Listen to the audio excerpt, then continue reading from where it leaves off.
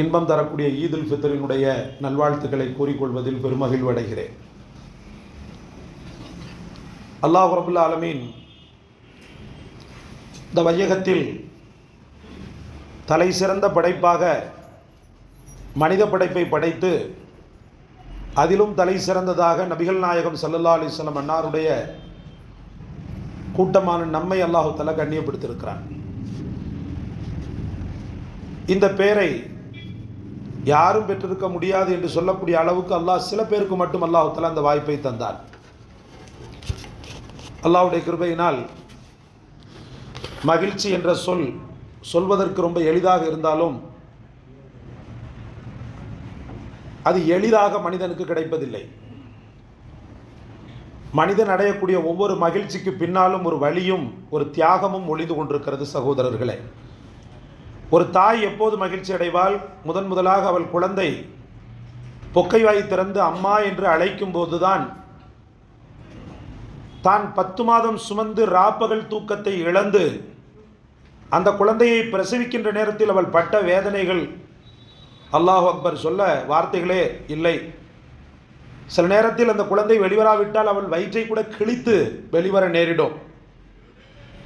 ஆனாலும் அம்மா என்று தன்னுடைய கொச்சை வாயை திறந்து மழலை வாயை திறந்து அழைக்கின்ற நேரத்தில் அதை கேட்கின்ற அந்த தாயானவள் என்ன நினைப்பார் என்றால், இந்த அழைப்புக்காக எத்தனை தடவை என் வயிற்றை கிழித்தாலும் பரவாயில்லை, இதற்காகத்தானே நான் ஆசைப்பட்டேன் என்று அவள் நினைப்பாள். ஒரு தந்தை எப்போது மகிழ்வடைகிறான் என்றால், தன் மகனை சான்றோன் என உலகம் போற்றும் போதுதான் அந்த தந்தை மகிழ்ச்சி அடைகிறான். உண்மையிலேயே பிற மக்களால் அவன் போற்றப்படக்கூடிய நேரத்தில் தான் பெற்றவனுடைய உள்ளமும் அவனுடைய வயிறும் குளிர்கிறது. அதற்காக எத்தனையோ கனவுகளை அவன் கண்டிருந்தான். தான் பெற்ற பிள்ளை சமூகத்தின் நல்ல ஒரு அங்கீகாரமாக அடையாளமாக வர வேண்டும் என்று எத்தனையோ தடவை அவனை அடிக்கவும் செய்திருப்பான், அடித்து காயமும் படுத்தியிருப்பான். ஹஜ்ரத் அனஸ் இப்னு மாலிக் இப்னு அனஸ் ரலியல்லாஹு அவங்களுடைய மாணவர்களில் ஒருவர் ரபியாடு சொல்லி பெயருடைய முஹத்திஸ், ஹதீஸ் கலை வல்லுனர். ஒரு தடவை மஸ்ஜிது நபவியில் உட்கார்ந்து பாடம் நடத்தி கொண்டிருக்கிறார். பாடம் நடத்தி கொண்டிருக்கும் போது மக்கள் கூட்டமாக அந்த பாடத்தில் ஹதீஸ் கிளாஸில் வந்து அமர்கிறார்கள். ஓரஞ்சாரமாக ஒரு வயோதிகரும் வந்து அமர்கிறார். அவர் சொல்லக்கூடிய வார்த்தையை விட அவரையே பார்த்து கொண்டிருக்கிறார். என்ன ஒரு அழகான விளக்கம்! இவனை பெற்றவர்கள் யார்? எவ்வளவு தத்ரூபமாக ஹதீஸுகளை சமூகத்தின் அரங்கத்தில் மனக்கண் முன்னால் வைத்து ரசூலை கொண்டு வந்து நிறுத்தக்கூடிய அளவுக்கு அவருடைய பேச்சில் உள்ள நேச்சுரல் இயல்பு. இவனை பெற்றவங்க யார் அப்படின்ற மாதிரி அவருடைய மனதில் ஓடுது. ரொம்ப ஆச்சரியம் மேலிட கொஞ்சம் நேரத்திற்கு முன்னால் தன்னுடைய மனைவியிடத்தில் அவர் பேசியது ஞாபகம் வந்தது. கிட்டத்தட்ட 27 வருடங்கள் பிரிந்திருந்த ஒரு சூழல். பிரியும் போது தன்னுடைய மனைவியிடத்தில் 30,000 ரூபாய் ரொக்க பணத்தை தந்து வாழ்க்கையின் தேவைகளை பூர்த்தி செய்து கொள் என்று மனக்கசப்பு ஏற்பட்டோ அல்லது வேறு வகையான ஒரு சூழலிலோ அவர் பிரிகிறார். 30 வருடங்கள் கழித்து வருகிறார். வந்த பிறகு முதலாக அவர் கேட்டது தன்னுடைய பிள்ளையை பற்றி தான். அதற்கு அவர்கள் சொல்கிறார்கள், நீங்கள் பள்ளிவாசலுக்கு போங்க, போயிட்டு தொழுதுட்டு வாங்கிட்டு வாங்க, நான் அப்புறமா சொல்கிறேன் அப்படின்னு அந்த அம்மா சொல்கிறாங்க. அந்த சிந்தனை அந்த நேரத்தில் அவருக்கு ஏற்படுகிறது. எவ்வளவு அழகான ஒரு பிள்ளை! ஒருவேளை இந்த பிள்ளை என்னுடைய பிள்ளையாக இருந்தால் எப்படி இருக்கும் அப்படின்ற மாதிரி அவருடைய மன ஓட்டம். எல்லாம் முடிந்து அந்த பிள்ளை பின்னாடியே செல்கிறார். அந்த ரபியா சென்று கொண்டே இவருடைய வீட்டுக்குள் நுழைகிறார். நுழைந்ததை பார்த்து ஆச்சரியம் மேலிட, தம்பி நீங்கள் யார் என்று கேட்கும்போது உள்ளே இருந்து பதில் வருகிறது, அவர் நீங்கள் எனக்கு கொடுத்த அமானிதம் தான் என்று பதில் வருகிறது. உங்கள் புள்ள தான் அது. நீங்கள் கொடுத்த ரொக்க பணத்தை கழுத்திலையும் காதலையும் மாட்டி நகையாக வாங்காமல் பிள்ளையை நான் படிக்க வைத்தேன். சுற்று வட்டாரங்களில் இருக்கக்கூடிய அத்தனை கல்விகளையும் கற்க வைத்தேன். இன்றைக்கு உங்கள் முன்னால் ஒரு தலை சிறந்த ஆலிமாக முஹத்திஸாக நிற்பது நீங்கள் பெற்றெடுத்த பிள்ளைதான் என்று சொன்ன உடனே நான் தழுக்க அல்ஹம்துலில்லாஹ் என்று சொன்னார். அதே போலதான் சகோதரர்களே, ஒரு அருமையான ஒரு மகிழ்ச்சி ஒரு மனிதனுக்கு எப்போது ஏற்படும் என்றால், தியாகத்திற்கு பின்னால் தான் உண்மையான அருமையான மகிழ்ச்சி ஏற்படும்.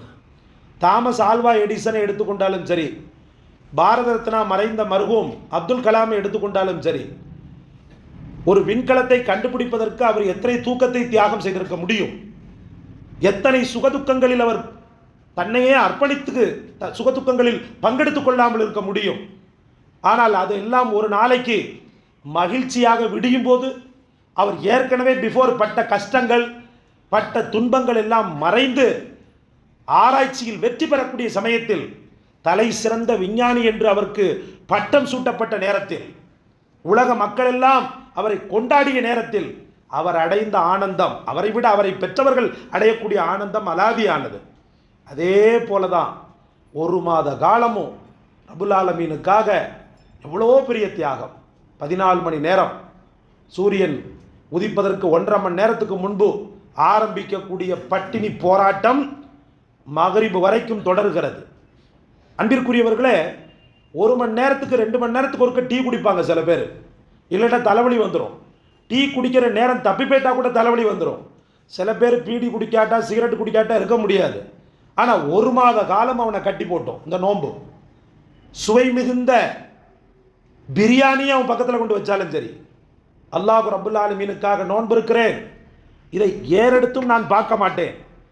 கல்யாணம் முடிஞ்சு புது மாப்பிள்ளையாக இருப்பான், பகல் காலங்களில் அப்பந்தான் கல்யாணம் முடிஞ்சு ஒரு 2-3 நாளாக இருக்கும். பகல் காலங்களில் அழகு கொஞ்சக்கூடிய தன்னுடைய மனைவியை கடை கண்ணால் கூட பார்க்க மாட்டான்.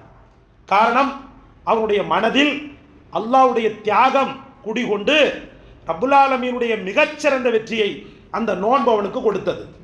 சாதா சீதாவாக இருந்த அவனை மனிதனாக மாற்றியது, உச்சகட்டமாக மனித புனிதனாக மாற்றியது, அவனை குர்ஆன் ஓதக்கூடியவனாக மாற்றியது, சாந்தமான பார்வை உள்ளவனாக மாற்றியது, நிதானமான பேச்சுள்ளவனாக மாற்றியது, எல்லா செயல்களிலும் அல்லாஹ்வின் திருப்தி இருக்கிறதா என்பதை பரீட்சித்து பார்த்து செய்ய தூண்டியது, தியாகங்களில் பங்கெடுக்க தூண்டியது. சமையல் வேலை செய்யக்கூடியவனாக இருப்பான், நெருப்பு கங்குக்குள் புழுவாக துடித்தாலும் அல்லாஹ்வுடைய நோன்பில் ஒரு குறையும் செய்ய மாட்டான். சாலை ஓரங்களில் வியாபாரம் செய்யக்கூடிய நடைத்தெரு வியாபாரியாக இருப்பான். ஆனாலும் சகோதரர்களே, அவனுடைய நோன்பு அவனை அந்த தியாகத்தை செய்ய வைத்துவிடும். இப்படி கடினமான பாரதூரமான எத்தனையோ தியாகிகளை அல்லாஹ் ரப்புல் ஆலமீனுடைய இந்த நோன்பு, இந்த ரமலான் புடம்போட்ட தங்கமாக மாற்றியது, தங்கமாக மாற்றியது. அந்த தங்கத்தை ரப்புல் ஆலமீன் மகிழ்ச்சி படுத்த வேண்டும் என்பதற்காக கூலி கொடுக்கக்கூடிய ஒரு நன்னாளாக இந்த ஈதுல் ஃபித்ரை ஆக்கினான். இரவில் தூங்காமல் தொழுத அத்தனை பேரும் பாக்கியசாலிகள். முக்கியமாக ஒற்றைப்படை இரவுகள் என்று ரப்புல் ஆலமீனால் குறிப்பிட்ட அந்த ஒற்றைப்படை இரவுகளில் விழித்து வணங்கிய அத்தனை பேரும் பாக்கியசாலிகள். அது மட்டுமா, இந்த நோன்புடைய ஹாலில், இந்த நோன்புடைய காலத்தில் தங்களுடைய பெரிய அளவுக்குள்ள அலுவல்கள் இருந்தாலும் கூட அந்த அலுவல்களை பின்னாடி தூக்கி போட்டுவிட்டு அல்லாஹ்வின் அலுவல் தான் தங்களுக்கு பெரிது என்று இந்த நோன்புடைய காலத்தில் இரவு வணக்கத்தில் தீர்ச்சியாகி குர்ஆனை முடித்த எத்தனையோ பேர். சில பேர் பார்த்தீங்கன்னா 3 குர்ஆன் முடிச்சிருப்பாங்க, சில பேர் பார்த்தீங்கன்னா 6 குர்ஆன் கூட முடிச்சிருப்பாங்க. 1 2 இல்லை, 6 குர்ஆன் கூட முடிச்சிருப்பாங்க. மோஸ்ட்லி பார்த்தீங்கன்னா ஒரு குர்ஆனையாவது இந்த ரமலானில் பரிபூர்ணப்படுத்தி இருப்பாங்க. ஒரு வேகத்தை, ஒரு முயற்சியை, ஒரு அர்ப்பணிப்பை இந்த நோன்பு தான் அவனுக்கு தந்தது சகோதரர்களே.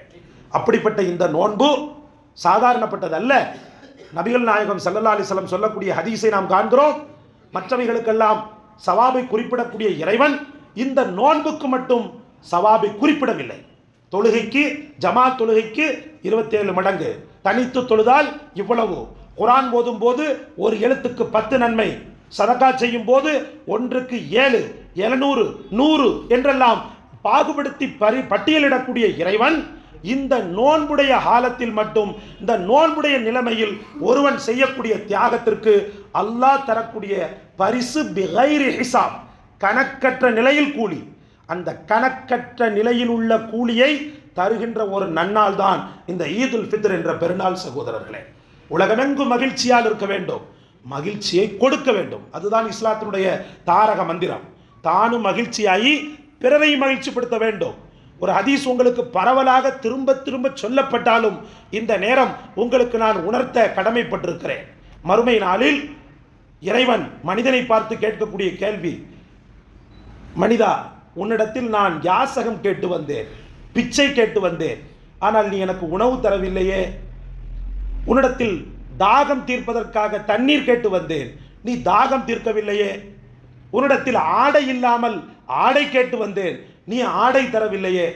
நான் நோயாளியாக இருக்கும்போது நோய் விசாரிக்க கூட நீ வரவில்லையப்பா அப்படின்னு சொல்லும்போது நடுங்கி போகிறான்.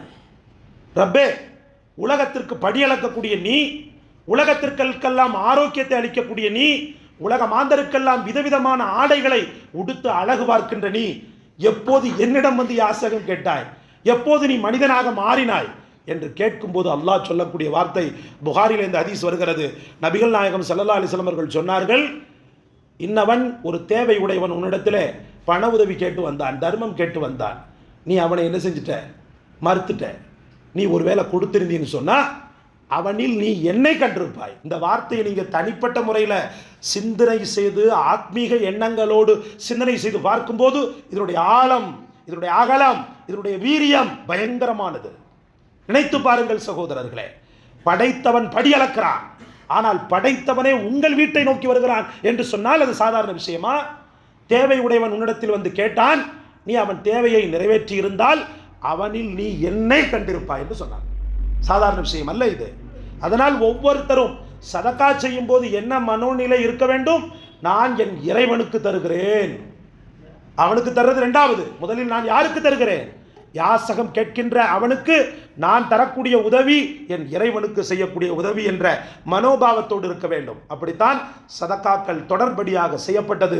அல்லாஹ் ரப்பல் ஆலமீனுடைய மிக பெரும் கிருபையினால் ஜக்காத்தை எத்தனை மக்கள், அல்லாஹ் அக்பர், எத்தனை ஃபோன் கால் உலமாக்களுக்கு, ஹசரத் ஜக்காத்தை நம்ம எப்படி கொடுக்கணும், ஹசரத் எனக்கு ஜக்காத்து கொடுக்க ஆசையா இருக்கு. வெறும் 11 பவுன் வைத்திருக்கக்கூடிய ஒரு நடுத்தர வர்க்கம் அவர் கேட்கிறார், ஹசரத் எனக்கு 11 பவுன் இருக்கு, நான் எப்படி ஜக்காத்தை கொடுக்கறது? நீ இப்படி இப்படி கொடுப்பா, இப்படி இப்படி கொடு. 10.25 1/4 பவுன் தான் அதிகம். 10.25 ஜக்காத்துடைய நிசாப், ஜக்காத்துடைய அளவு, அதில் ஒரு 1/4 பங்கு தான் அதிகமாக இருக்கிறது. ஆனால் ஜக்காத்தின் விழிப்புணர்வு மக்களை எங்கு கொண்டு சேர்த்திருக்கிறது? அல்லாஹ்வின் பக்கம் கொண்டு சேர்த்திருக்கிறது. அவர் கேட்கிறார், 11 பவுன் இருக்கிறது ஹசரத், நான் எப்படி ஜக்காத்தை கொடுக்கணும்? ஹசரத் எனக்கு தேவை போக 1 லட்சம் ரூபாய் நான் பேங்கில் போட்டு வச்சிருந்தேன், அந்த 1 லட்சம் ரூபாய் நான் ஜக்காத்தை எப்படி கொடுக்கணும்? வாடகை எனக்கு வருகிறது, நான் ஜக்காத்தை எப்படி கொடுக்கணும்? ஒரு காலகட்டம் இருந்தது, ஜக்காத்துனா என்ன விலை என்று கேட்கக்கூடிய கல்லஞ்சக்காரர்கள் மாறி இப்போது மலர்வனத்தை போன்ற இதயத்தை உடைய மக்கள் பூத்து குலுங்குகின்றனர். சகோதரர்களே, அல்லாஹ் அவர்களை கபூல் செய்வானாக. பள்ளிக்காக, நோன்பு கஞ்சிக்காக, பள்ளியினுடைய மராமத்துகளுக்காக, உலமாக்களுக்காக, பள்ளியின் ஏனைய பணியாளர்களுக்காக எத்தனை எத்தனை மக்கள் அவர்களுக்கு ஜஸாக்கல்லா என்ற ஒற்றை வார்த்தையை சொல்லிவிட்டால் அப்படின்றது அல்ல, ஜஸாக்கல்லா, அல்லாஹ் அவர்களுக்கு சிறந்த கூலியை தருவானாக. அது எந்த வகையான கூலியாக இருந்தாலும் சரி, ஆரோக்கியமாக இருக்கலாம், செல்வமாக இருக்கலாம், மன நிம்மதியாக இருக்கலாம், அல்லது அவர்கள் எதிர்பார்க்கக்கூடிய எதாகவும் இருக்கலாம். ஜஸாக்கல்லா என்ற அந்த வார்த்தை சாதாரணப்பட்டதல்ல. அப்போ இவ்வளவு மனமாற்றத்தை இந்த ரமலான் ஏற்படுத்தி என்னை விட்டும் நேற்று இரவோடு சென்று விட்டது. இந்த ரமலான் அதற்கு பிறகு செய்யக்கூடிய சாதனை தான் அதிமுக்கியமான ஒன்று. நான் ரமலானி கிடையாது, நான் யார்? ரப்பானி. அன்றைக்கு கூட சொல்லி காட்டினேன். ரமலானி என்றால் யார்? வெறும் ரமலானில் மட்டும் குனிஞ்சு நிமிந்து வணங்கிட்டு குரானை எடுத்து ஓதிட்டு திக்ரு ஃபிக்ரு செஞ்சுட்டு எப்போ ஷபால் பெற வருது, எப்போ பெருநாள் வருது, இந்த வடநாட்டு முஸ்லீம், எனக்கு உருது தெரியாது இல்லைன்னு சொன்னால் விடுன்னு விட்டுருப்பேன். இவங்களாம் நம்ம எங்கே பார்த்தோம்? இந்த கூட்டம் குழுமி இருக்கிறதே, இந்த கூட்டத்தை நம்ம எங்கே பார்த்தோம் சகோதரர்களே? மற்ற பக்தர்களுக்கு வருகிறார்களா? குறை சொல்வதற்காக சொல்லவில்லை, மார்க்க ஞானம் தெரியவில்லை அவர்களுக்கு. அல்லாஹ் பாதுகாக்க வேண்டும். மார்க்க ஞானம் தெரியவில்லை. இந்த ஷவ்வால், அடுத்து துல் ஹஜ், ஹஜ்ஜுடைய நாள், அவ்வளவுதான், முடிஞ்சு போச்சு. இதுதான் இஸ்லாம் என்று நினைக்கக்கூடிய மக்கள். இந்த ரமலான் அதற்கு அடுத்து வரக்கூடிய ஷவ்வாலிலும் என்னை மாற்றாமல் இருக்க வேண்டும், அந்த பக்குவத்தை நீடிக்க செய்ய வேண்டும். அப்போது நான் ரமலானி என்ற பெயரிலிருந்து எப்படி மாறிவிடுகிறேன்? ரப்பானி, ரப்பை சார்ந்தவன் என்று மாறிவிடுகிறேன். வெறுமன்ன ரமலான்ல மட்டும் தொழுது வணங்கி இபாதத் செஞ்சுட்டு அதுக்கப்புறமா அல்லாஹ் நான் யார் என்று கேட்குற மாதிரி நம்ம இருந்துட்டோம்னு சொன்னா நம்ம பேர் என்னது? ரமலானி. அல்லாவோடு நம்ம வாழ்ந்தோம்னு சொன்னால், எல்லா காலமும் இறை நினைவோடு வாழ்ந்தோம்னு சொன்னால், நம்ம பேர் ரப்பானி. அல்லாஹ் ரப்புல் ஆலமீன் நம்மையும் உங்களையும் ரப்பானிகளாக ஆக்குவானாக. நம் முன்பின் பாவங்கள் அனைத்தையும் மன்னிப்பானாக. நம்முடைய எல்லா ஹலாலான ஹாஜத்துக்களையும் நிறைவேற்றி தருவானாக. எப்படி பூத்து குலுங்குகின்ற ஒரு ஒரு ஒரு புத்தாடை சரசரக்க அல்லாஹ் நம்மை ஒரு சிறந்த மகிழ்ச்சியில் இப்போது ஆழ்த்துகிறானோ, அதே போல நம்முடைய நாம் மௌத்தாகின்ற வரைக்கும் இந்த ஒரு நிம்மதியிலும் இந்த ஒரு சந்தோஷத்திலும் அல்லாஹ் ஒரு குறையும் ஏற்படுத்தாதிருப்பானாக. நம்முடைய அனைத்து தேவைகளையும் நிறைவேற்றி தருவானாக. வாஹிர் தாவானா அனில் அல்ஹம்துலில்லாஹி ரப்பில் ஆலமீன். அஸ்ஸலாமு அலைக்கும் வரஹ்மத்துல்லாஹி வபரகாத்துஹு.